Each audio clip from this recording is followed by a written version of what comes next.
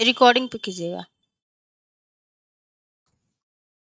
सभी को जय हिंद, नमस्ते। आज हम लोग पढ़ने जा रहे हैं आपका एक प्यारा सा टॉपिक, जो कि क्या है हमारा एटमॉस्फेरिक प्रेशर, यानी वायुमंडलीय दाब को हम लोग क्या करेंगे, पढ़ेंगे। आपको बता दें कि आपका एटमॉस्फेयर हमने पढ़ लिया, यानी हमारा क्लाइमेटोलॉजी का क्या चल रहा है, रिवीजन सेशन चल रहा है, जिसमें हमने क्या कर लिया है, आपका एटमॉस्फेयर पढ़ लिया है, यानी वायुमंडल को हमने बहुत अच्छे से पढ़ा है। फिर हमने क्या पढ़ा था, आपका इंसोलेशन एंड हीट बजट को हमने पढ़ा था, यानी सूर्य तप एवं उष्मा बजट। फिर हमारा आज का टॉपिक क्या होने जा रहा है, आपका एटमॉस्फेरिक प्रेशर, यानी वायुमंडलीय दाब क्या होता है, उसे हमें पढ़ना है और उसे अच्छे से समझना है। ठीक है, तो देखिए, सबसे पहले तो आपको हम बता दें कि आपके क्लाइमेटोलॉजी में क्या क्या टॉपिक है। तो एटमॉस्फेयर हमने पढ़ लिया, इंसोलेशन एंड हीट बजट पढ़ लिया। आज का हमारा टॉपिक है एटमॉस्फेरिक प्रेशर, वायुमंडलीय दाब। फिर हम लोग क्या करेंगे, आपका एटमॉस्फेरिक प्रेशर बेल्ट पढ़ेंगे, यानी वायुमंडलीय दाब पेटियां पढ़ेंगे।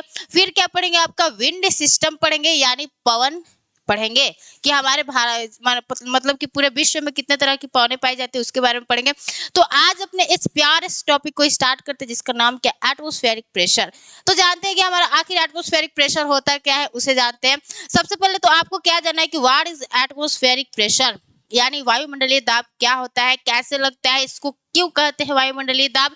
तो सारी चीजें हम लोग क्या करते हैं, अभी समझते हैं। तो आपको क्या एक समझना है, वायुमंडलीय दाब क्या होता है, यानी व्हाट इज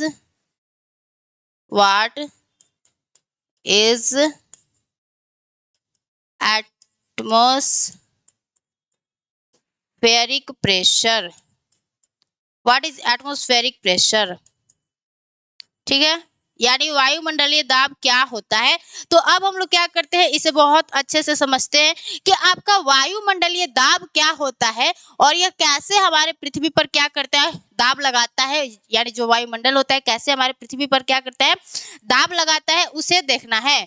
तो आ जाइए, अब हम लोग स्टार्ट करते हैं कि आपका वायुमंडलीय दाब क्या होता है। तो थोड़ा सा हम एक बार पिक्चर बना ले रहे हैं,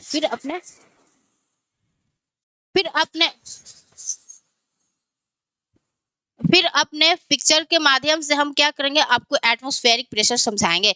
तो देखिए, ये क्या हो गई, हमारी पृथ्वी हो गई, ये क्या हो गई, हमारी पृथ्वी हो गई। यहाँ पे हम लोग इसको क्या लिख देते हैं, अर्थ। ये क्या हो गई, हमारी अर्थ हो गई, जो कि चारों तरफ से क्या है, चारों तरफ से क्या है, जो हमारी अर्थ है, यानी जो हमारी पृथ्वी है, वो चारों तरफ से क्या है, अपने एटमॉस्फेयर से घिरी है, यानी वायुमंडल से क्या है, घिरी हुई है। तो ये क्या हो गया, ये जो हमारी पृथ्वी है, इसके चारों तरफ क्या है, वायुमंडल है। अभी आपको धीरे धीरे वायुमंडलीय दाब समझ में आ जाएगा। पहले इस जो जो भी हम चीजें बता रहे हैं, उसको ध्यान से सुनना है। ठीक है, तो हमने क्या कहा कि जो हमारी पृथ्वी है, अपने चारों तरफ से वायुमंडल से घिरी हुई है। तो आपको वायुमंडल में क्या क्या चीजें देखने को मिलता है। तो यहाँ पे अगर हम क्या करते हैं, आपको क्या करते हैं कि यहाँ पे हम क्या कर रहे हैं, एक वायुमंडल, ये अभी हम क्या बना रहे हैं, आपको समझ में नहीं आएगा, तो अभी हम समझा रहे हैं। ठीक है, तो हमने क्या कहा कि जो हमारी पृथ्वी है, वो चारों तरफ से अपने एटमॉस्फेयर से घिरी है। तो इस एटमॉस्फेयर में क्या क्या चीजें पाई जाती है, उसे अब हम लोग देखते हैं। तो आप सबको पता होगा कि हमारे एटमॉस्फेयर में, यानी हमारे वायुमंडल में क्या क्या चीजें पाई जाती है। इसको थोड़ा डार्क कर देते हैं। ठीक है, अभी समझाएंगे क्या चीज हम बना रहे हैं। ठीक है, तो सबसे पहले अब हम लोग देखते हैं कि हमारे पृथ्वी के वायुमंडल में क्या क्या चीजें पाई जाती हैं। तो आपको हम बता दें कि हमारे वायुमंडल में सबसे पहला चीज क्या पाया जाता है, आपका डस्ट पार्टिकल्स पाया जाता है। यानी यहाँ पे हम लोग क्या लिख लेते हैं, आपका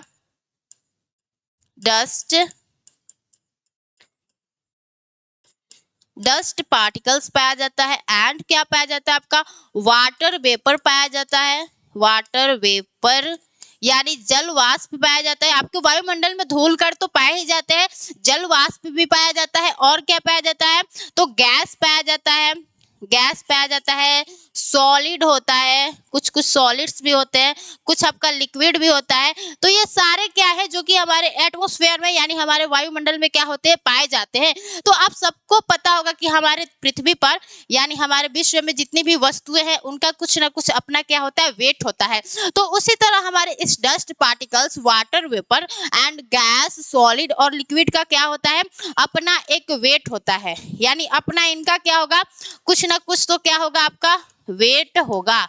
यहाँ पे इसका क्या होगा, भार होगा। तो सबको समझा दे कि हम लोग क्या पढ़ रहे हैं, आपका एटमॉस्फेरिक प्रेशर को हम लोग समझ रहे हैं। तो हमने क्या कहा कि मैम जो हमारा पृथ्वी है जो कि अपने चारों तरफ से वायुमंडल से घिरा हुआ है, जब यह चारों तरफ से वायुमंडल से घिरा हुआ है तो इस हमारे वायुमंडल में क्या क्या चीजें पाई जाती है, तो हमने कहा कि डस्ट पार्टिकल्स पाए जाते हैं, यानी धूल कण पाए जाते हैं। फिर क्या पाया जाता है, आपका वाटर वेपर पाया जाता है, जल वाष्प पाया जाता है। फिर हमने कहा मैम गैस भी पाया जाता है, डेफिनेटली गैस तो पाया ही जाता है हमारे एटमॉस्फेयर में। फिर सॉलिड भी पाया जाता है, फिर लिक्विड भी पाया जाता है। तो हमने कहा कि इन सब का कुछ ना कुछ होता है अपना वेट, यानी इन सब का क्या होता है, कुछ ना कुछ तो भार होगा ही होगा। तो ये अपना वेट यानी भार कहाँ लगाते हैं, तो हमारे अर्थ पर क्या करते हैं, ये अपना भार लगाते हैं। तो ये अपना वेट कहाँ लगाते हैं, यहाँ पे लिख लेते हैं, यह हमारे पृथ्वी पर क्या करते हैं, भार लगाते हैं। तो वायुमंडल द्वारा लगाए गए दाब को हम लोग क्या कहते हैं, आपका एटमॉस्फेरिक प्रेशर कहते हैं। तो आपको समझ में आ गया कि एटमॉस्फेरिक प्रेशर किसे कहते हैं। तो वायुमंडल द्वारा, यानी वायुमंडल में क्या क्या चीजें पाई जा रही है, ये सारी चीजें हमें हमारे दिमाग में आना चाहिए। तो वायुमंडल द्वारा लगाए गए दाब को हमने क्या कहा, आपका एटमॉस्फेरिक प्रेशर कहा।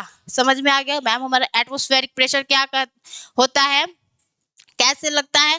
तो हमने आपको अच्छे से बता दिया कि जो हमारी पृथ्वी है चारों तरफ से अपने एटमॉस्फेयर से घिरी है, वायुमंडल से घिरी है। इस वायुमंडल में आपको dust particles, water vapour, gas, solid, liquid पाए जाते हैं। इन सब का अपना कुछ ना कुछ क्या होता है, वेट होता है, भार होता है। यह भार अपना क्या करते हैं, हमारे पृथ्वी पर यानी हमारे वायुमंडल में लगाते हैं, पृथ्वी पर लगाते हैं। तो वायुमंडल द्वारा लगाए गए दाब को, तो ये क्या हो गया, हमारा वायुमंडल हो गया। ये क्या हो गया, वायुमंडल हो गया। इसमें सारी चीजें क्या है, ये सारा चीजें इसमें भरा हुआ है। तो ये क्या कर रहे हैं, हमारे पृथ्वी पर भार लगा रहे हैं। इसी को हम लोग क्या कहते हैं, वायुमंडलीय दाब कहते हैं। तो वायुमंडल द्वारा लगाए गए दाब को हम लोग क्या कहते हैं, एटमॉस्फेरिक प्रेशर कहते हैं। यहाँ पे लिख लेते हैं, ठीक है। यहाँ पे इसको एक बार मैं लिख लेती हूँ, वायुमंडल द्वारा, वायुमंडल द्वारा लगाए गए दाब को, द्वारा लगाए गए दाब को क्या कहते हैं, को एटमॉस्फेरिक प्रेशर कहते हैं। को एटमॉस्फेरिक प्रेशर कहते हैं, ठीक है।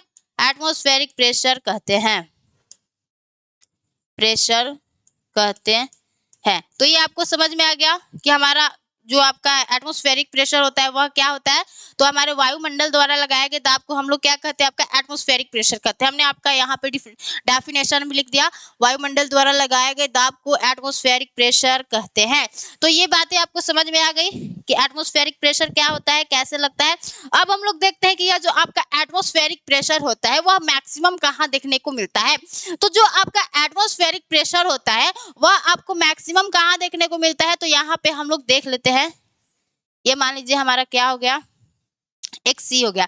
हम अभी बता रहे हैं कि जो हमारा एटमॉस्फेरिक प्रेशर होता है वह आपको सी लेवल पर मैक्सिमम देखने को मिलता है। यानी जो हमारे एटमॉस्फेरिक प्रेशर होते हैं वह कहाँ मैक्सिमम होते हैं, तो आपको सी लेवल पर मैक्सिमम देखने को मिलता है। अभी हम आपको यहाँ पे इस पिक्चर के थ्रू क्या करें, समझा रहे हैं। ये क्या हो गया, हमारा समुद्र हो गया।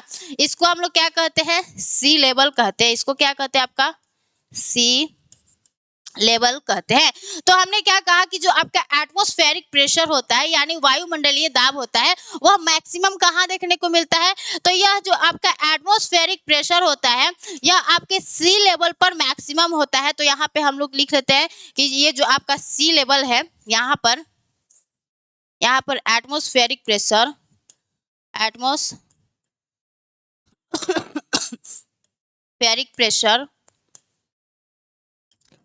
प्रेशर मैक्सिमम होता है, ठीक है, मैक्सिमम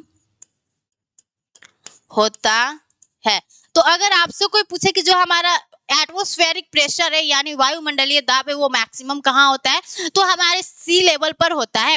और जैसे जैसे हम लोग क्या करते हैं, सी लेवल से क्या जाते हैं, दूर जाते हैं। जैसे जैसे समुद्री सतह से हम लोग क्या करते हैं, दूर जाते हैं, यानी ऊपर की तरफ जाते हैं। तो क्या होता है, हमारा क्या होता है बताइए? जो हमारा एटमॉस्फेरिक प्रेशर होता है वह क्या होता है आपका डिक्रीज होते जाता है। यानी जैसे जैसे आप सी लेवल से ऊपर की तरफ जाओगे तो जो हमारा एटमॉस्फेरिक प्रेशर है वह क्या होगा? डिक्रीज होते जाएगा। जैसे हम आपको एक एग्जांपल के द्वारा समझाते हैं। जैसे होता क्या है कि अभी हम लोग क्या करते हैं कि आपने देखा होगा कि जैसे जैसे हम लोग ऊंचाई पर जाते हैं, पहाड़ों पर चढ़ते हैं, तो हमारे नाक या मुंह से क्या होने लगता है? खून आने लगता है। क्यों आने लगता है? क्योंकि होता क्या है कि जैसे जैसे हम लोग ऊंचाई पर जाते हैं तो जो हमारा एटमॉस्फेरिक प्रेशर होता है वह कम हो जाता है और जो हमारे बॉडी का प्रेशर होता है वह क्या हो जाता है? ज्यादा हो जाता है। जिस कारण क्या होता है कि जो हमारे बॉडी का प्रेशर होता है वह बहुत ज्यादा हो जाता है, जिस कारण प्रेशर से क्या होता है? जो हमारे ब्लड्स होते हैं हमारे नाक से या मुंह से आ जाते हैं। लेकिन ये जो आपका यहाँ पे जो सी लेवल है यहाँ पर ऐसा क्यों नहीं होता है? क्योंकि यहाँ पर क्या होता है कि जितना प्रेशर हमारा वायुमंडल लगाता है उतना ही प्रेशर हमारा बॉडी भी लगाता है, जिस कारण क्या होता है कि यहाँ पर प्रेशर बैलेंस हो जाता है। यानी जहाँ हम लोग जहाँ अभी नीचे है, पृथ्वी की सतह पर है, तो यहाँ पर जितना हमारा प्रेशर जो हमारे ऊपर यानी वायुमंडल लगा रहा है उतना ही प्रेशर हमारा बॉडी भी लगा रहा है, जिस कारण क्या हो रहा है कि जो हमारा दोनों के बीच का बैलेंस है वो बना रहता है। लेकिन हमने क्या कहा कि जैसे जैसे आप ऊंचाई पर जाते हो, पर्वतों पर चढ़ते हो, तो जो आपका एटमॉस्फेरिक प्रेशर होता है वह कम होते जाता है। तो जब आपका एटमॉस्फेरिक प्रेशर कम होते जाता है तो होता क्या है कि हमारे शरीर का जो प्रेशर होता है यानी बॉडी प्रेशर ज्यादा हो जाता है, जिस कारण हमारा प्रेशर पूरा अंदर से मारता है और ब्लड सारे क्या हो जाते हैं? बाहर। सारे तो नहीं, मतलब थोड़ा थोड़ा आ जाते हैं। ठीक है, तो ये क्या हो गया? हमने आपको बता दिया कि हमारा जो एटमॉस्फेरिक प्रेशर होता है वह मैक्सिमम कहाँ होता है?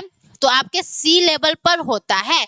सी लेवल पर होता है। अब इतना हमने बता दिया। अब हम लोग देखते हैं कि आखिर हम लोग एटमॉस्फेरिक प्रेशर को मेजर किससे करते हैं, इसको मापते किससे हैं? तो आपको बता दें कि जो हमारे एटमॉस्फेरिक प्रेशर होता है यानी जो आपका वायुमंडलीय दाब होता है, इसको हम लोग बैरोमीटर से मापते हैं। और बैरोमीटर में क्या चीज भरा रहता है? आपके बैरोमीटर में पारा भरा होता है। तो यहाँ से हमारे तीन केस बनते हैं और यहाँ से आपके एग्जाम में क्वेश्चन पूछे जाते हैं कि जब बैरोमीटर में क्या होता है? पारा अचानक से गिर जाता है तो क्या होता है? आपके चक्रवात और भारी तूफान का क्या होता है? सूचक होता है। और जब आपके बैरोमीटर में क्या होता है? पारा धीरे धीरे धीरे धीरे क्या होता है? ऊपर नीचे की तरफ गिरता है तो वह किसका सूचक होता है? आपके वर्षा का सूचक होता है। और जब आपके बैरोमीटर में जो पारा होता है वह धीरे धीरे ऊपर की तरफ उठता है तो वह क्या होता है? हमारे साफ मौसम का सूचक होता है। तो ये क्या हो गए? हमारे कुछ केस हो गए, 3 केस हो गए और इस 3 केस में से एक केस आपके एग्जाम में पूछे गए हैं, तो उसको हम लोग क्या कर लेते हैं? अच्छे से लिख लेते हैं। तो हमने आपको बता दिया कि जो आपका एटमॉस्फेरिक प्रेशर होता है वह मैक्सिमम कहाँ होता है? तो हमारे सी लेवल पर क्या होता है? यह मैक्सिमम देखने को मिलता है। अब आपसे कोई क्वेश्चन पूछेगा कि हमारा एटमॉस्फेरिक प्रेशर मैक्सिमम कहाँ देखने को मिलता है? तो सी लेवल पर देखने को मिलता है। अब हम लोग देखते हैं कि हमारे एटमॉस्फेरिक प्रेशर को हम लोग मेजर किससे करते हैं यानी मापते किससे? तो हमने क्या कहा कि जो हमारा वायुमंडलीय दाब है, वायुमंडलीय दाब का मापन यहाँ पे लिखते हैं। ठीक है, यहाँ पे लिख लीजिए वायुमंडलीय दाब, दाब का मापन, दाब का मापन, वायुमंडलीय दाब का मापन। तो हमने आपको क्या बताया कि जो हमारे एटमॉस्फेरिक प्रेशर होते हैं उसको हम लोग किससे मेजर करते हैं? तो हमारे बैरोमीटर से उसको मापा जाता है। और बच्चों बैरोमीटर में क्या भरा होता है? आपका पारा भरा होता है। तो हम लोग यहाँ पर क्या लिखते हैं कि हमारे वायुमंडलीय दाब का जो मापन होता है, यहाँ पे हम लोग ऊपर इसको, ये हमारा क्या हो गया? हेडिंग हो गया। ठीक है, तो यहाँ पे लिख लेते हैं कि वायुमंडलीय दाब को बैरोमीटर से मापा जाता है। यहाँ पे लिख लो एटमॉस्फेरिक प्रेशर को शॉर्टकट में लिख रहे हैं। ठीक है, एटमॉस्फेरिक प्रेशर को बैरोमीटर से मापा जाता है। बैरोमीटर से मापा जाता है। और इस बैरोमीटर में आपका क्या भरा होता है? इस बैरोमीटर में आपका पारा भरा होता है। ये जो आपका बैरोमीटर होता है इसमें पारा भरा होता है, पारा भरा होता है। तो जब इसमें पारा भरा होता है तो इसमें क्या बनता है? 3 केस बनता है। वो 3 केस कैसे कैसे बनते हैं उन केस को हम लोग क्या करते हैं? देख लेते हैं। तो आपको सबसे पहले हमने क्या बताया कि जो आपके एटमॉस्फेरिक प्रेशर होते हैं उसको हम लोग उसको हम लोग मापते किससे, तो आपके बैरोमीटर से मापते हैं। बैरोमीटर में क्या भरा होता है, पारा भरा होता है। तो आपका केस 1 क्या बनता है, यहाँ पे केस 1 क्या बनता है, केस 1 क्या बनता है कि अगर बैरोमीटर में क्या होता है, जो पारा है आपका अचानक से गिर जाए, बैरोमीटर में पारा, बैरो बैरोमीटर में पारा अचानक से गिर जाए, अचानक से गिर जाए, तो क्या चीज का सूचक है, क्या चीज का सूचक है बताइए, भारी चक्रवात या भारी तूफान का, यानी यहाँ पे हम लोग लिख लेते हैं चक्रवात का यह सूचक होता है, चक्रवात यानी साइक्लोन, ठीक है, साइक्लोन का यह क्या होता है, आपका सूचक होता है। तो आपका एक केस बन जाता है जब क्या होता है कि हमारे बैरोमीटर में जो पारा होता है वो अचानक से क्या हो जाए, नीचे की तरफ गिर जाए, तो क्या होता है, आपके चक्रवात का सूचक होता है। यानी जब हम लोग क्या करते हैं, मौसम का क्या करते हैं, अनुमान लगाते हैं, तो हम लोग देखते हैं कि आपके बैरोमीटर में क्या हो गया, अगर पारा अचानक से गिर गया तो उस क्षेत्र में हम लोग क्या करते हैं, जो चक्रवात आने की जो संभावना है हम लोग उसे अलाउंस मतलब कि वार्निंग दे देते हैं। फिर आपका दूसरा केस क्या बनता है इसमें कि अगर बैरोमीटर में पारा क्या होता है, धीरे धीरे नीचे की तरफ गिरता है, बैरोमीटर में पारा धीरे धीरे नीचे की तरफ गिरता है, धीरे धीरे नीचे की तरफ गिरता है, नीचे की तरफ गिरता है, तो यह किस चीज का सूचक है, आपके वर्षा का सूचक है। यानी अगर बैरोमीटर में जो आपका पारा है वह धीरे धीरे नीचे की तरफ गिर रहा है, तो आपको क्या देखने को मिलेगा, उस क्षेत्र में आपको वर्षा देखने को मिलेगा, तो यहाँ पे क्या हो जाएगा, वर्षा का यह सूचक है। और अगर अब केस हमारा थर्ड क्या बनता है, केस थर्ड क्या बनता है उसके बारे में देख लेते हैं कि अब क्या होता है कि अगर हमारे बैरोमीटर में जो पारा है वो धीरे धीरे ऊपर उठता है, तो यहाँ पे क्या लिख लेते हैं, केस 3 कि अगर बैरोमीटर में पारा धीरे धीरे, यहाँ पे हमने नीचे लिखा था, यहाँ पे हम लोग क्या लिखेंगे, ऊपर उठता है, ऊपर उठता है, तो यह किस चीज का सूचक है, आपके साफ मौसम का सूचक है। यहाँ पे लिख लेते हैं आपका साफ मौसम, साफ मौसम का सूचक है, साफ मौसम, मौसम का सूचक है, ठीक है। तो ये आपको ये 3 केस जो होते हैं इसको याद रखना है, और बहुत अच्छे से याद रखना है कि ये जो हमारे एटमॉस्फेरिक प्रेशर की जो भी हमारे 3 केस बने हैं उसको हमें इस चैप्टर में इसी को अच्छे से याद रखना है। तो हमने क्या बताया आपका कि जो हमारे वायुमंडलीय जो हमारे दाब होते हैं उसको किससे हम लोग मापते हैं, तो आपके बैरोमीटर से मापा जाता है। बैरोमीटर में क्या भरा होता है मैम, तो पारा भरा होता है, पारा देख के किसका हाई हो जाता है, ये तो गाना है छोड़ो। तो ये हमने क्या कहा, बैरोमीटर में पारा भरा होता है। फिर हमने कहा कि जब पारा भरा होता है तो इस पर आपको 3 केस बनता है। एक केस नंबर 1 में क्या होता है कि जब हमारे बैरोमीटर में पारा क्या होता है, अचानक से गिर जाए, यानी पारा है यहाँ पे, सॉरी इतना बड़ा क्या हो गया, मान लो यहाँ पे क्या हो गया आपका, ये क्या हो गया आपका पारा, सॉरी बैरोमीटर हो गया। और बैरोमीटर में क्या होता है, कुछ इस तरह से हमारा मान लीजिए क्या हो गया, यह पारा भरा है, तो पारा क्या हो जाता है कि अचानक से अगर गिर जाता है, मान लो हमने कुछ आपको ऐसा ड्राइंग बनाया है कि आपको ऐसी इमेजिन करना है कि अगर आपके बैरोमीटर में पारा अचानक से गिर जाता है तो हमारे चक्रवात का सूचक होता है। अगर बैरोमीटर में ये जो पारा है धीरे धीरे क्या होता है, नीचे की तरफ गिरता है, तो आपके वर्षा का सूचक है। अगर आपके बैरोमीटर में ये जो पारा है धीरे धीरे ऊपर की तरफ उठता है तो साफ मौसम का सूचक होता है।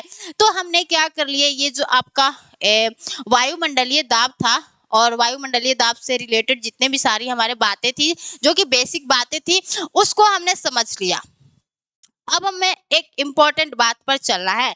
तो सबसे पहले तो हमने बच्चा आज स्टार्ट क्या हमने क्या स्टार्ट किया, व्हाट इज एटमॉस्फेरिक प्रेशर, यानी वायुमंडलीय दाब होता क्या है। तो हमने कहा कि वायुमंडल द्वारा लगाए गए दाब को एटमॉस्फेरिक प्रेशर कहते हैं, यानी वायुमंडलीय दाब कहते हैं।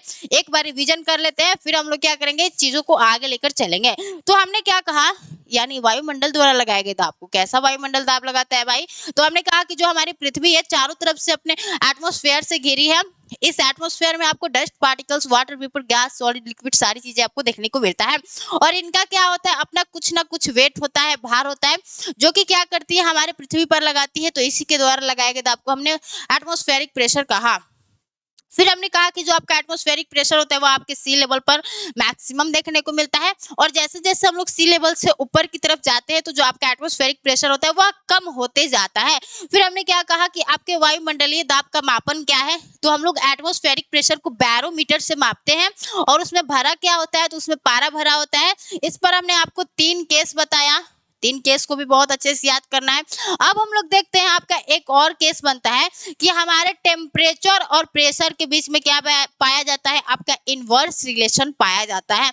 मैम ये इनवर्स रिलेशन क्या होता है, थोड़ा सा बता दो। चलो यहाँ पे हम लोग देखते हैं। तो हमने क्या कहा, यहाँ पे आपको नोट करके बात लिखना है।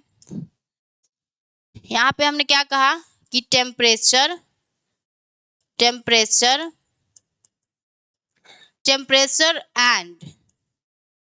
प्रेशर के बीच में प्रेशर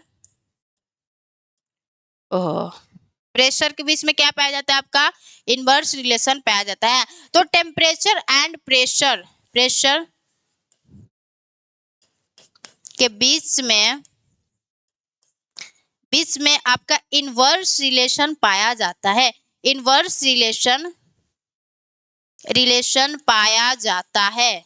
ये रिलेशन कैसा होता है, थोड़ा सा समझा दो। रिलेशन पाया जाता है, तो अभी इसको समझते हैं। देखो हमने क्या कहा, देखिए आराम से देखिए, ध्यान से देखिए और अच्छे से समझिए।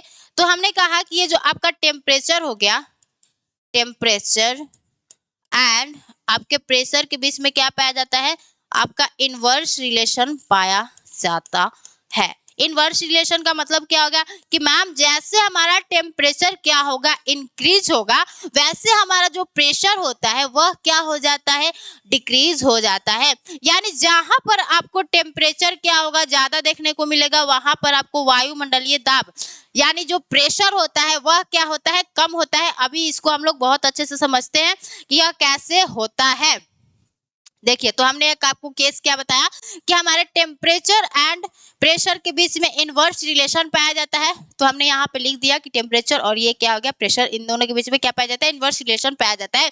यानी जैसे हमारा टेम्परेचर बढ़ेगा तो आपका जो प्रेशर होता है वह क्या हो जाएगा, कम हो जाएगा, और जहां पर आपको प्रेशर ज्यादा देखने को मिलेगा वहां पर टेम्परेचर क्या होगा, प्रेशर ज्यादा होगा तो टेम्परेचर क्या होगा, कम होगा। देखो अभी हम आप यहाँ पे आपको केस एक बता रहे हैं, ठीक है।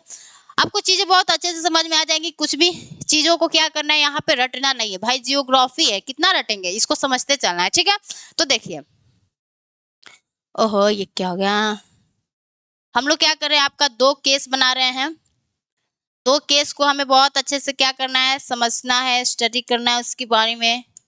आ जाओ, केस नंबर क्या हो गया हमारा 1 एंड हमारा केस नंबर क्या हो गया 2, ठीक है।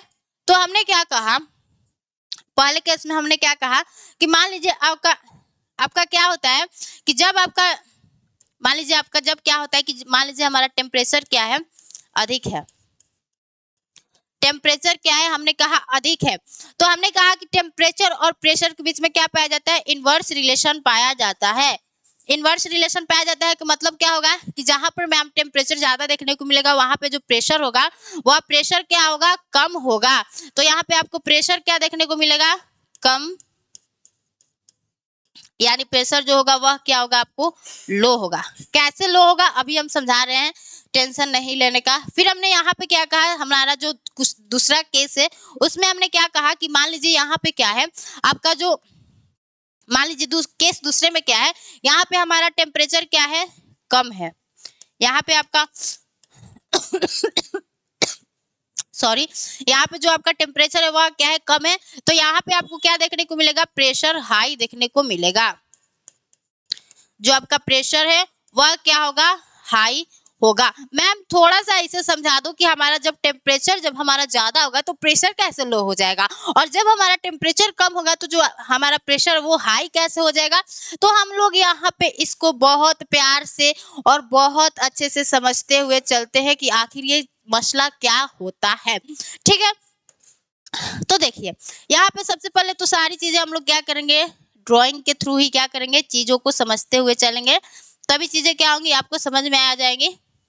तो देखिए यहाँ पे हम लोग सबसे पहले तो यहाँ पे अपना अर्थ का सरफेस बना लेते हैं। ये क्या हो गया हमारा, अर्थ का सरफेस हो गया, अर्थ का सरफेस हो गया, ठीक है।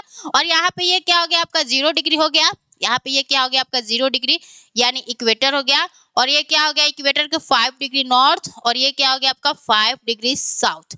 और यहाँ पे हमारा क्या हो जाता है आपका 90 डिग्री नॉर्थ, और ये क्या हो गया आपका 90 डिग्री साउथ। अभी पिक्चर बस बना रहे हैं, अभी आपको बहुत अच्छे से समझाएंगे, ठीक है। इसमें भी हम लोग क्या कर लेते हैं, पिक्चर को बना लेते हैं। इसमें भी क्या करते हैं, पिक्चर को बना लेते हैं, ठीक है।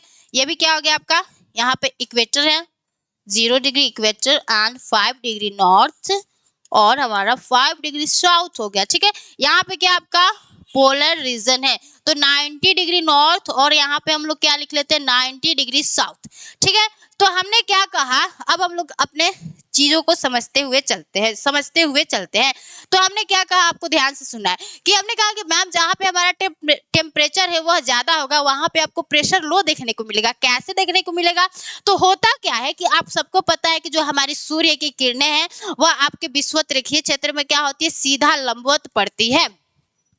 तो जिस भी क्षेत्र में क्या होता है, सूर्य की किरणें जो लंबवत पड़ती है, यानी जहां पर भी आपको टेम्परेचर ज्यादा देखने को मिलता है, बस ये बात समझो कि जहां पर आपको टेम्परेचर ज्यादा देखने को मिलेगा वहां की जो हवाएं हैं, हवाएं क्या होगी, गर्म होगी। और गर्म हवाएं क्या होती है, हल्की होती है। और गर्म हवाएं हल्की होकर क्या होंगी, ऊपर की तरफ क्या करेगी, राइज करेगी, यानी ऊपर की तरफ उठेगी। क्यों, क्योंकि यहाँ पर गर्म हवाएं क्या होती है, हल्की होती है, और हल्की चीज क्या होती है, ऊपर की तरफ राइज करती है। तो जब गर्म हवाएं हल्की होकर ऊपर की तरफ उठेगी तो डेफिनेटली यहाँ पर क्या पाया जाएगा, आपका लो प्रेशर पाया जाएगा। यहाँ पे क्या पाया जाएगा, आपका लो प्रेशर पाया जाएगा, क्योंकि जो सारी हवाएं हैं वो कहाँ चली गई, हमारी ऊपर की तरफ चली गई, नीचे थोड़ा सा भी हवा ही नहीं बचा। तो नीचे क्या बच गया, आपका लो प्रेशर बच गया। क्यों हुआ, क्योंकि मैम हमारा जो टेम्परेचर है वह क्या था, ज्यादा था। और टेम्परेचर ज्यादा होने के कारण क्या हो गया कि जो हमारी पवनें थी, यानी जो हमारी विंड थे, वह गर्म होकर हल्के होते हैं, और हल्की हवाएं क्या होती है, ऊपर की तरफ राइज करती है, जिस कारण क्या होता है, हमारे नीचे लो प्रेशर बन जाता है। तो ये आपके बात दिमाग में घुस गया कि मैम जहाँ पे हमारा टेम्परेचर हाई होगा वहां पे जो प्रेशर है वो लो होता है, ठीक है। फिर हमने यहाँ पे क्या बताया कि यहाँ पे क्या आपका टेम्परेचर लो है, टेम्परेचर लो है, तो यहाँ पे क्या होगा, प्रेशर जो होगा आपका हाई होगा। कैसे होगा, क्योंकि जहां पर भी टेम्परेचर कम होता है, जिससे क्या होती है कि जो हमारी हवाएं होती है ठंड होती है, और ठंडी हवाओं का डेंसिटी क्या होता है, घनत्व क्या होता है, ज्यादा होता है। और जब उनका घनत्व ज्यादा हो जाता है तो वह नीचे की तरफ क्या करने लगती है, नीचे की तरफ क्या करने लगती है, डिसेंड करने लगती है, यानी वह नीचे की तरफ अवतलित होने लगती है। तो जब सारी हवाएं नीचे की तरफ आ जाएंगी तो यहाँ पे आपको क्या देखने को मिलेगा, यहाँ पे मेरे साथ बोलिए, क्या देखने को मिलेगा आपको, क्या देखने को मिलेगा, बोलो भाई, हाई प्रेशर, हाई प्रेशर यहाँ पे देखने को मिलेगा। तो ये क्या हो गया हमारा, कुछ टेम्परेचर और प्रेशर के बीच में हमने इनवर्स रिलेशन को बताया, वो आपको समझ में आ गया कि मैम जब हमारा टेम्परेचर ज्यादा होगा तो प्रेशर उस एरिया में लो देखने को मिलेगा, और जिस एरिया में जो हमारा टेम्परेचर है वह लो होगा तो उस एरिया में जो आपका प्रेशर है वह क्या होगा, हाई होगा। क्योंकि हमने आपको स्टार्टिंग में ही बताया है कि आपके प्रेशर और टेम्परेचर के बीच में क्या पाया जाता है, इनवर्स रिलेशन पाया जाता है। तो इतना सारी बातें हमने देख लिया। अब हमारा वायुमंडलीय दाब थोड़ा सा दिमाग में घुस रहा है कि क्या चल रहा है, ठीक है। तो अब हम लोग आते हैं, आपको एक नए कॉन्सेप्ट पर लेकर चलते हैं, और वह कॉन्सेप्ट क्या है कि अब थोड़ा सा हम लोग क्या करते हैं, विंड के यानी पवन के बारे में पढ़ते हैं कि उसका क्या मसला है। तो आपको बता दें कि ये जो हमारे विंड होते हैं इसका तो एक अलग से वीडियो होगा ही होगा, लेकिन अभी थोड़ा सा आपको एक बेसिक बातें हम बता रहे हैं कि जो हमारी पवनें होती है वह कहाँ से कहाँ तक चलती है। यानी हमने हाई प्रेशर और लो प्रेशर का कंसेप्ट पढ़ा, तो यहाँ पे हमारा एक और कंसेप्ट निकल कर आता है कि जो हमारी पवनें होती हैं, यानी जो हमारा विंड होता है, वह आपके हाई प्रेशर से कहाँ चलता है, आपके लो प्रेशर की तरफ चलता है। यानी आपने कहीं पर भी नहीं सुना होगा कि जो हमारी विंड होती है वह लो प्रेशर से हाई प्रेशर की तरफ मूव करती है। नहीं, जो आपकी विंड होती है वह क्या करती है, वह हमारे हाई प्रेशर से यानी उच्च दाब से निम्न दाब की निम्न दाब की ओर क्या होती है, जाती है। तो यहाँ पे क्या हो गया, जो हमारी विंड होती है, इसको याद रखना है, जो हमारी विंड होती है वह हाई प्रेशर से लो प्रेशर की तरफ मूव करती है। और इसको मूव कौन कराता है, तो इसको मूव कराता है आपका पीजीएफ यानी प्रेशर ग्रेडियंट फोर्स। अब ये पीजीएफ क्या होता है उसको भी बहुत अच्छे से समझेंगे।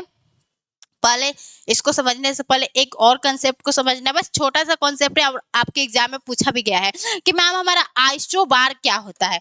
फिर उस पर हम आएंगे कि जो हमारा विंड होता है वो हाई प्रेशर से लो प्रेशर की तरफ मूव करता है, उसको मूव कौन कराता है, पीजीएफ कराता है। तो वह पीजीएफ क्या होता है यानी प्रेशर ग्रेडियंट फोर्स क्या होता है उसे भी समझाएंगे। तो सबसे पहले एक छोटा सा हमारा कॉन्सेप्ट है, आइसो बार क्या होता है। आइसो बार यानी समदाब रेखा है। तो यह क्या है, एक ऐसा काल्पनिक रेखा है जो कि समान दाब वाले क्षेत्रों को क्या करता है, आपस में मिलाता है। तो हमने इसके बारे में क्या कहा, ध्यान से सुनना है। अगर मेरी बातों पर कभी भी विश्वास नहीं होता है तो जाके आपको प्रीवियस ईयर क्वेश्चन देखना चाहिए एक बार कि हाँ आइसो बार से क्वेश्चन आया भी है या मैम ऐसी झूठ बोल रही, नहीं ठीक है।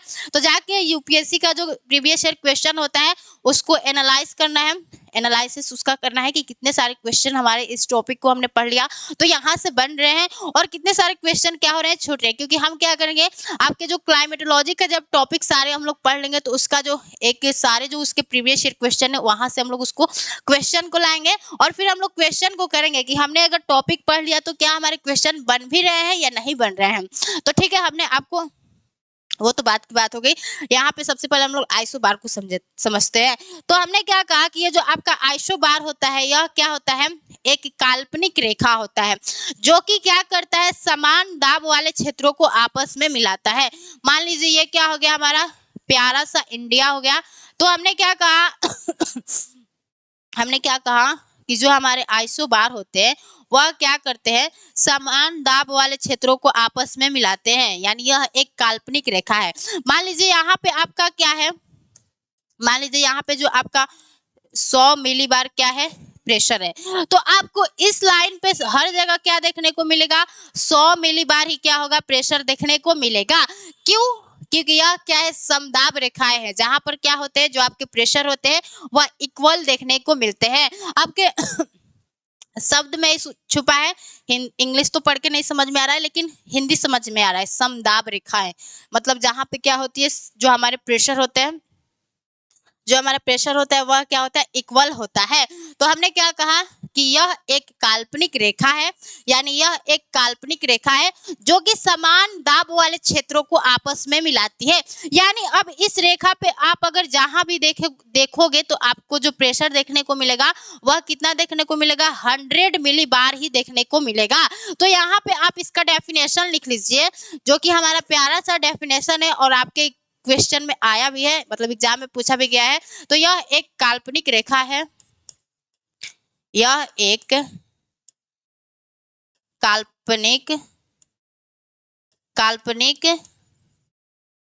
रेखा है जो कि समान दाब वाले क्षेत्रों को आपस में मिलाती है, जो कि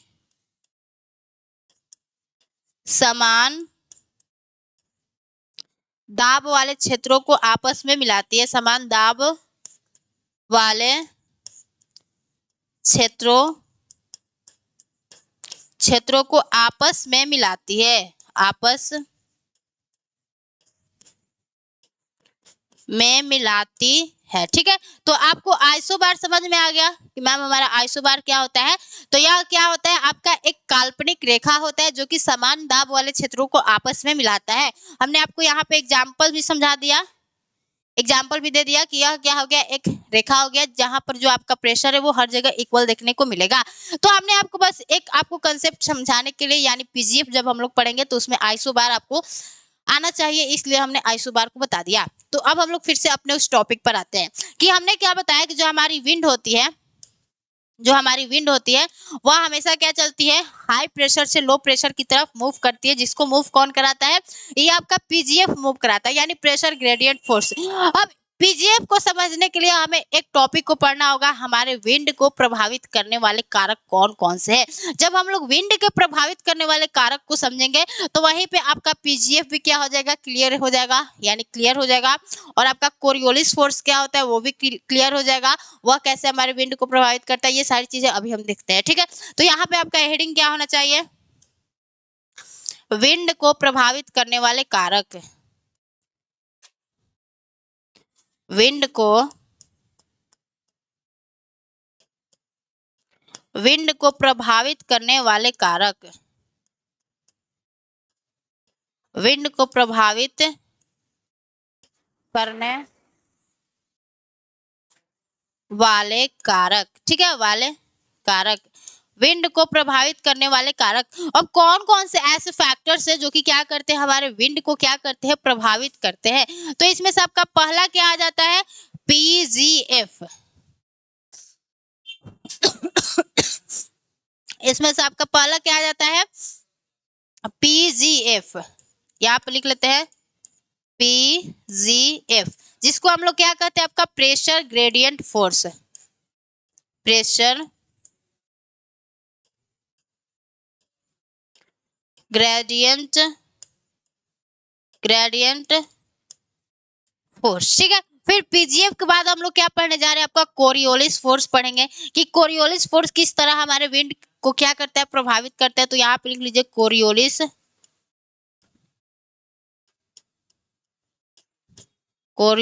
फोर्स।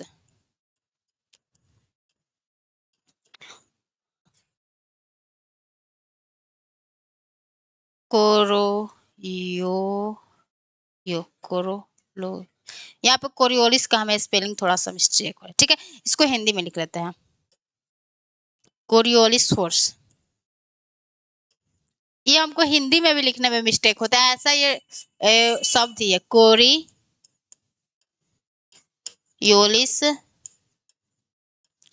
फोर्स, ठीक है। फिर हमारा लास्ट में क्या बचता है, आपका फ्रिक्शन, यानी घर्षण, फ्रिक्शनल फोर्स। यह कैसे हमारे विंड को क्या करता है, प्रभावित करता है, उससे अब हम लोग जानेंगे। तो सबसे पहले हमने क्या लिखा है, आपके विंड को प्रभावित करने वाले कारक में सबसे पहले हमने आपको आपको क्या लिखा है, पीजीएफ, यानी प्रेशर ग्रेडियंट फोर्स। तो इससे क्या होता है कि हमारा जो पीजीएफ जितना अधिक होता है, यहाँ पे हम बस लिख रहे हैं कि हमारा पीजीएफ जितना अधिक होता है, उससे क्या होता है कि आपके विंड का जो स्पीड होता है वह क्या होता है, उतना ही अधिक होता है। तो इससे क्या होता है, हमारे विंड का स्पीड बढ़ता है। और हमारे कोरियोलिस फोर्स से क्या पता चलता है, तो आपके विंड का डायरेक्शन पता चलता है। अभी कैसे पता चलता है, अभी बता रहे हैं कि हमारे कोरियोलिस फोर्स से विंड का डायरेक्शन कैसे पता चलता है। और जो हमारा फ्रिक्शन फोर्स है, यानी जो आपका घर्षण बल है, इससे क्या होता है, जो हमारे हवाओं की गति होती है वह क्या हो जाती है, कम होती है। कैसे होती है अभी समझ रहे, ठीक है। तो सबसे पहले हम लोग क्या पढ़ते हैं, आपके पीजीएफ को पढ़ते हैं कि आपका प्रेशर ग्रेडियंट फोर्स क्या होता है और किस तरह हमारे जब पीजीएफ ज्यादा होंगे तो आपके विंड क्या होंगे, जो उसका स्पीड होता है वह ज्यादा होगा। तो यहाँ पे लिख लीजिए पीजीएफ, यानी pressure gradient force. Pressure gradient force, तो हमने क्या कहा कि यह ऐसा फोर्स है जिसके कारण क्या होता है कि यह जितना अधिक होगा उतना ही आपके विंड का जो स्पीड होता है वह क्या होगा, अधिक होगा। कैसे अधिक होगा, तो सबसे पहले तो इस वर्ड को समझते हैं कि आपके पीजीएफ का मतलब क्या होता है। आपने जहां पर भी ग्रेडियंट शब्द को देखा होगा उसके मतलब होता क्या है, डिफरेंट। यानी आप जहां पर भी ग्रेडियंट शब्द देखोगे उसका मतलब ही क्या होता है, डिफरेंट। तो हम लोग यहाँ पे किस चीज का डिफरेंट पढ़ रहे हैं, तो आपके प्रेशर का डिफरेंट पढ़ रहे हैं। तो इसलिए हम लोग किस में पढ़ेंगे, इसका जो यूज होगा वो प्रेशर के लिए होगा। तो यहाँ पे हम लोग डिफरेंट किसके बारे में पढ़ेंगे, आपके प्रेशर के बारे में, प्रेशर, ठीक है। तो सबसे पहले अब हम लोग क्या करते हैं, पीजीएफ को देखते हैं। तो हमने आपको क्या कहा कि जितना हमारा पीजीएफ यानी प्रेशर ग्रेडियंट फोर्स अधिक होगा, आपके विंड का जो स्पीड है वो भी क्या होगा, अधिक होगा। कैसे अधिक होगा, अभी हम आपको दो केस दिखा रहे हैं और आपको वहां पे समझ में आ जाएगा।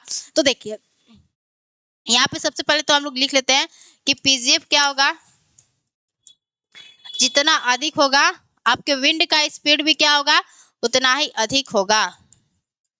विंड स्पीड भी क्या होगा, अधिक होगा। ऐसे ऐसे क्वेश्चन आपके एग्जाम में पूछ ले जाते हैं, इसलिए इसको हम लोग अच्छे से देखते हैं। तो यहाँ पे मान लीजिए हम लोग क्या करते हैं, आपका दो केस लेते हैं। देख लीजिए, केस एक ये हो गया, केस वन हो गया, केस वन हो गया। फिर ये क्या हो गया आपका, केस दो हो गया। तो हमने क्या कहा कि पीजीएफ जितना अधिक होगा, जो आपके विंड का स्पीड है वो भी क्या होगा, बहुत तेज होगा। कैसे तेज होगा, तो यहाँ पे हम लोग क्या करते हैं, एक हम लोग केस लेते हैं।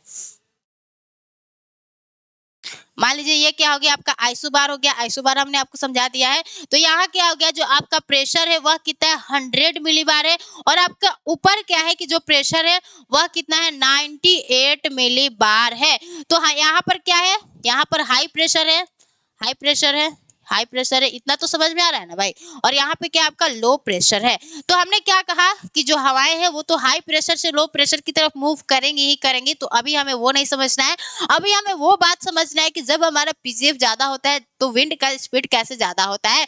तो हमने आपको पीजीएफ निकालने का क्या बताया कि जहां पर भी आपको पीजीएफ यानी ग्रेडियंट शब्द दिखेगा वहां पे आपको डिफरेंट निकालना है। तो यहाँ पे आपको पीजीएफ कैसे निकालना है, तो पीजीएफ बराबर क्या होगा, 100 माइनस 98। तो आपका कितना आ जाएगा, 2 मिलीबार। तो यहाँ पे जो आपका प्रेशर ग्रेडियंट फोर्स है वह क्या है, 2 मिलीबार आया है। अब हम लोग देख लेते हैं कि आपके केस नंबर 2 में क्या होता है, फिर हम लोग अच्छे से आपको समझा रहे हैं। ठीक है, यहाँ पे एक हो गया, यहाँ पे दूसरा केस हो गया। यहाँ पे मान लीजिए 1000 क्या है आपका, मिली बार क्या है, प्रेशर है। और यहाँ पे आपका 900 क्या है, मिली बार है। तो यहाँ पे आपसे अगर कोई पीजीएफ निकालने को कहेगा तो यहाँ पे हमारा पीजीएफ क्या होगा, 100 मिली बार। ठीक है, 1000 में से 900 घटाएंगे कितना आएगा आपका, 100 मिली बार आएगा। तो हमने अब आपसे क्वेश्चन क्या पूछा कि हमारा जहां पर भी क्या होता है, आपका पीजीएफ जितना अधिक होगा वहां पे क्या होता है, आपके विंड का जो स्पीड होता है वह क्या होता है, उतना ही अधिक होता है। तो अब आपसे हमने तो बता दिया, अब आपको देखकर ही समझ में आ रहा होगा कि हमारे केस एक में विंड का स्पीड ज्यादा होगा कि हमारे केस दो में क्या होगा, विंड का स्पीड ज्यादा होगा। तो किस केस में ज्यादा होगा, थोड़ा सा आप लोग बताइए, दिमाग लगाइए। ठीक है, तो आप बताते हैं। जो आपके विंड का स्पीड है आपके केस वन में क्या होगा, स्लो देखने को मिलेगा। क्यों स्लो देखने को मिलेगा, क्योंकि यहाँ पे जो आपका पीजीएफ आया है वह कितना है, 2 मिलीबार है।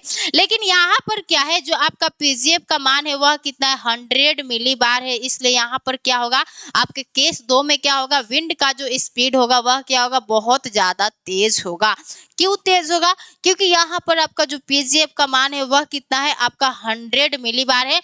और यहाँ पर पीजीएफ का जो वैल्यू है वह कितना आया है, आपका 2 मिलीबार आया है।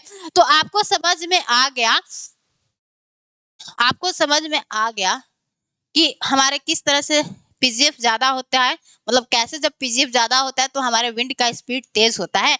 हमने आपको एक एग्जांपल के थ्रू समझा दिया। ठीक है, तो आपको पता चल गया कि कैसे कैसे कैसे ये हमारे जो पीजीएफ होते हैं विंड के स्पीड को तेज कर देते हैं। तो उम्मीद करते हैं कि ये जो आपका पहला बात है जो कि हमारे विंड को प्रभावित करते हैं वह आपको समझ में आ गया होगा। अब हम लोग कहाँ चलते हैं, जो हमारा सेकंड था कोरियोलिस फोर्स था, जो कि क्या करता है, हमारे विंड को प्रभावित करता है, उससे जान लेते हैं। ठीक है, हमारा सेकंड क्या आ जाता है, आपका कोरियोलिस फोर्स। कोरियोलिस फोर्स, ठीक है, कोरियोलिस बल। यह कैसे हमारे विंड को क्या करता है, प्रभावित करता है, उसे जानते हैं। पहले तो सबसे पहले आपको कोरियोलिस फोर्स के बारे में जानना होगा कि हमारा कोरियोलिस फोर्स क्या होता है। तो हम आपको बता रहे हैं कोरियोलिस फोर्स के बारे में, आप लोग ध्यान से सुनने के लिए तैयार हो जाओ।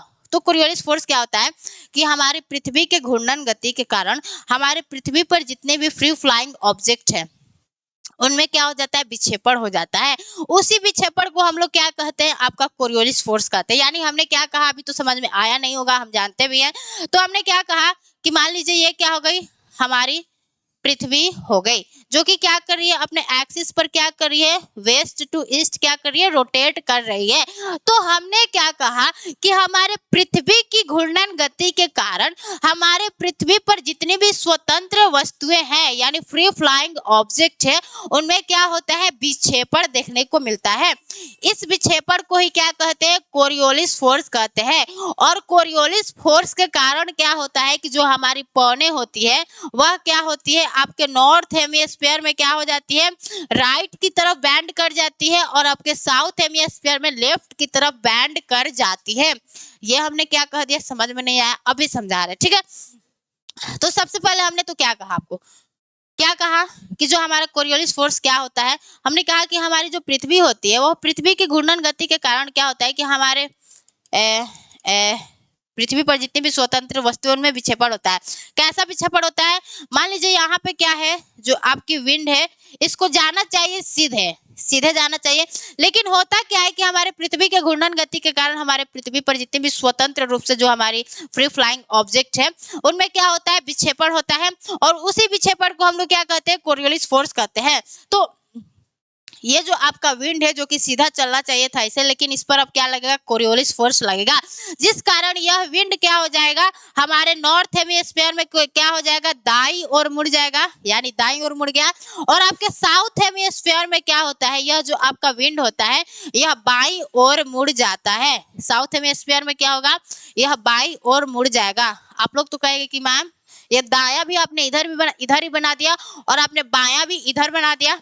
तो देखो कैसे होता है, जब हम ऐसे खड़े हैं तो जो हमारा राइट है वह, जब हम ऊपर की तरफ जा रहे हैं तो राइट हमारा इधर बैंड हो रहा है, और जब हम नीचे की तरफ आ रहे हैं, मतलब आप नीचे जब पौने आती है, तो जो हमारा लेफ्ट हैंड हो गया वह क्या हो रहा है, इधर बैंड हो रहा है। तो वही हमने यहाँ पे आपको बताया है कि जब हमारी जो हवाएं होती है, जब उन पर कोरियोलिस फोर्स लगता है, तो वह नॉर्थ हेमिस्फीयर में क्या हो जाती है, आपकी दाई ओर मुड़ जाती है।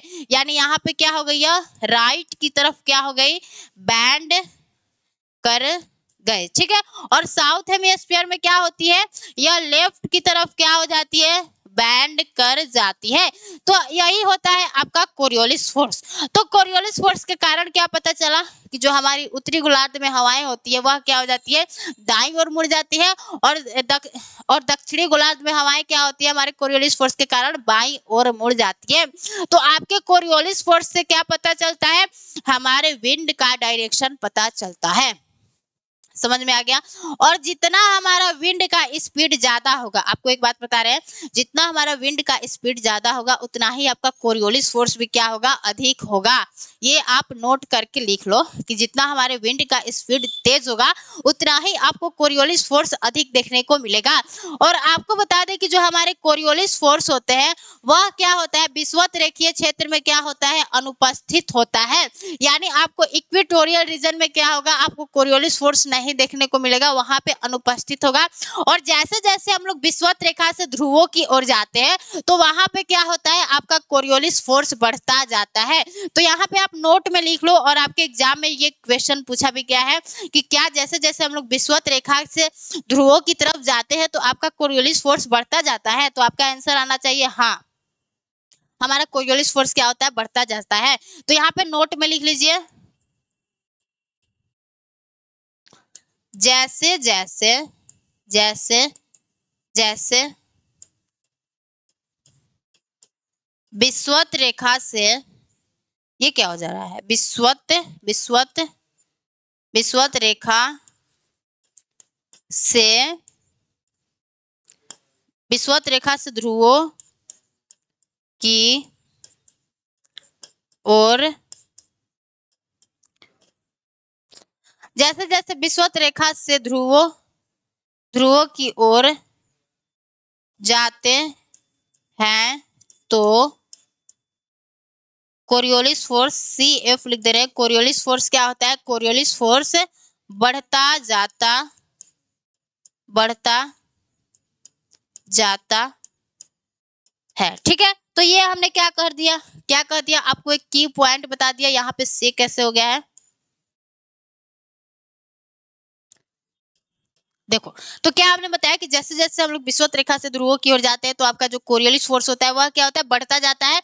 यानी हम लोग यहाँ पे एक पिक्चर के थ्रू समझ लेते हैं कि मान लीजिए ये क्या हो गई, हमारी पृथ्वी हो गई, और यहाँ पे बीचों बीच क्या है, पृथ्वी के बीचों बीच से इक्वेटर जाता है जो कि पृथ्वी को 2 बराबर भागों में बांटता है। तो जैसे जैसे हम लोग क्या करते हैं, अपने विषुवत रेखा से ध्रुवों की ओर जाते हैं तो जो हमारा कोरियोलिस फोर्स होता है वह क्या होता है, आपका बढ़ता जाता है। और जैसे जैसे आप विषुवत रेखा से जैसे जैसे आप ध्रुवों से विषुवत रेखा की ओर आओगे तो जो आपका कोरियोलिस फोर्स होता है वह क्या होगा, घटता जाएगा। यहाँ पे आप नीचे की तरफ आओगे तो यहाँ पे क्या होगा, आपका कोरियोलिस फोर्स क्या होगा, घटता जाएगा। तो इसको लिख लेना है, ठीक है। तो ये आपको बात समझ में आ गया कि हमारे कोरियोलिस फोर्स से क्या होता है, कैसे हमारे विंड का डायरेक्शन पता चलता है। तो हमने क्या क्या देख लिया, आपको पीजीएफ हमने बता दिया कि कैसे हमारा जब पीजीएफ अधिक होता है तो आपका विंड का जो स्पीड होता है वह अधिक होता है। फिर हमने आपको कोरियोलिस फोर्स के बारे में बताया। कोरियोलिस फोर्स होता क्या है, तो हमारे पृथ्वी के घूर्णन गति के कारण हमारे पृथ्वी पर जितने भी फ्री फ्लाइंग ऑब्जेक्ट है उनमें थोड़ा सा डिफ्लेक्शन होता है, विक्षेपण होता है। उसी विक्षेपण को हम लोग क्या कहते हैं, कोरियोलिस फोर्स कहते हैं। और इस कोरियोलिस फोर्स के कारण क्या होता है कि जो हमारी पवनें होती है वह हमारे नॉर्थ हेमिस्फीयर में दाईं ओर मुड़ जाती है और साउथ हेमिस्फीयर में क्या हो जाता है, बाईं ओर मुड़ जाती है।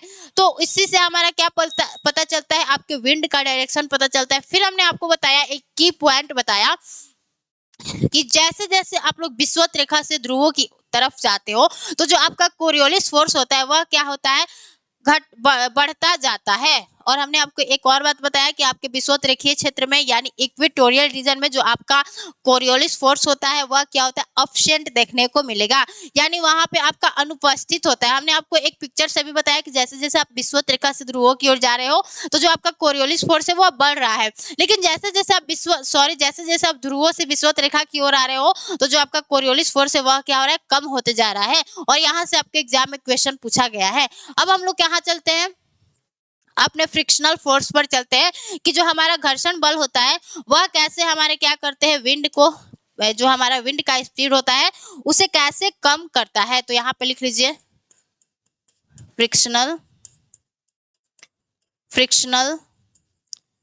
फोर्स, ठीक है, फ्रिक्शनल फोर्स। तो यह कैसे हमारे विंड को कम, यानी जो हमारे विंड के स्पीड होते हैं उसको कम करता है। तो इसको देखिए, यह क्या हो गई, हमारी पृथ्वी हो गई, यानी हमारी अर्थ हो गई। अब हमारे पृथ्वी पर क्या देखने को मिलता है, कहीं पर क्या देखने को मिलता है, माउंटेन देखने को मिलता है, कहीं पर क्या देखने को मिलता है, आपको प्लेटू देखने को मिलता है, कहीं पर आपको ट्री देखने को मिलता है, यानी पेड़ पौधे देखने को मिलता है।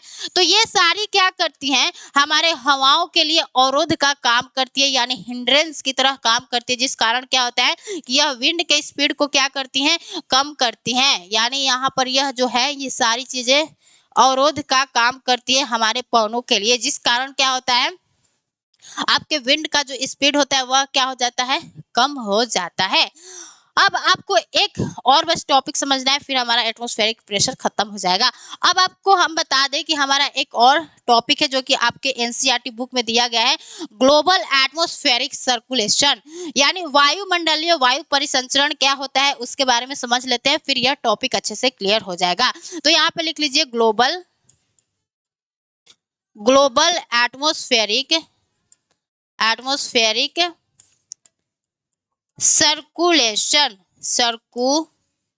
सर्कुलेशन, यानी वायुमंडलीय वायु परिसंचरण, यह क्या होता है इसके बारे में थोड़ा सा प्यारा सा टॉपिक है, समझ लेते हैं, ठीक है। तो आ जाओ, वायुमंडलीय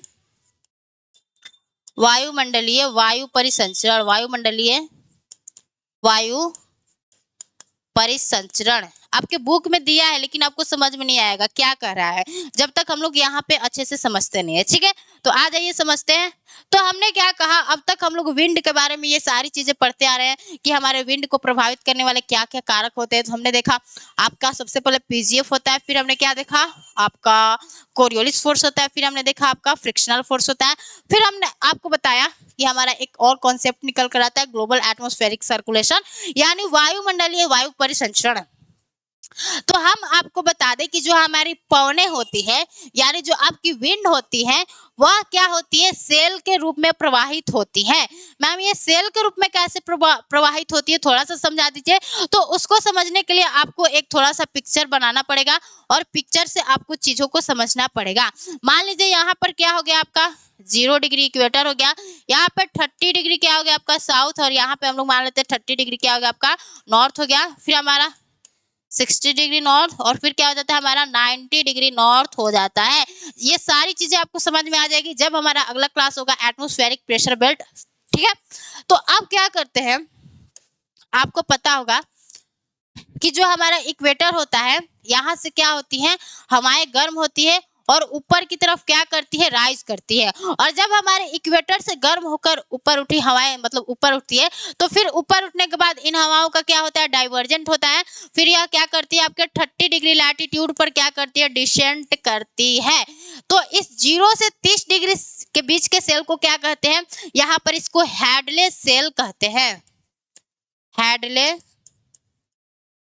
सेल कहते हैं। अब आपके एग्जाम में क्वेश्चन पूछ देगा कि हैडले सेल क्या होता है, फेरल सेल क्या होता है, पोलर सेल क्या होता है, तो उसी का कंसेप्ट है बस। ठीक है, तो 0 से 30 डिग्री के बीच के सेल को हम लोग क्या कहते हैं, हैडले सेल कहते हैं। क्यों, क्योंकि आपके इक्वेटर से गर्म होकर ऊपर उठी हवाएं कहाँ जाके गिरती हैं, तो आपके 30 डिग्री लैटिट्यूड पर क्या हो जाती है, गिर जाती है, जिस कारण ये जो पवनें होती है, एक पता चलता है कि सेल के रूप में प्रवाहित हो रही है। यानी यहाँ से ऊपर उठी और फिर ऊपर उठने के बाद क्या हो रही है, नीचे की तरफ डिसेंड कर रही है। और फिर यहाँ पे आपको 60 डिग्री लैटिट्यूड पर, यानी 60 डिग्री उत्तरी अक्षांश पर क्या होता है, नॉर्थ लैटिट्यूड पर क्या होता है कि यहाँ पर भी हवाएं क्या होती है, ऊपर की तरफ राइज करती है। यानी उपध्रुवीय निम्न दाब की पेटी आपने वहां पे देखा होगा, 55 से 65 डिग्री अक्षांशों के बीच पाया जाता है। तो वहां पे आपको लो प्रेशर पाया जाता है। क्यों लो प्रेशर पाया जाता है, क्योंकि वहां की हवाएं क्या होती है, गर्म होकर ऊपर उठती है। तो फिर जब यहाँ पर भी ये गर्म होकर ऊपर उठी, तो फिर इनका डाइवर्जेंट होगा, फिर यह क्या करेगी,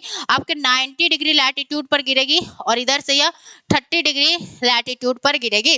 तो 0 से 30 डिग्री के बीच के सेल को हमने क्या कहा, आपका हैडले सेल कहा।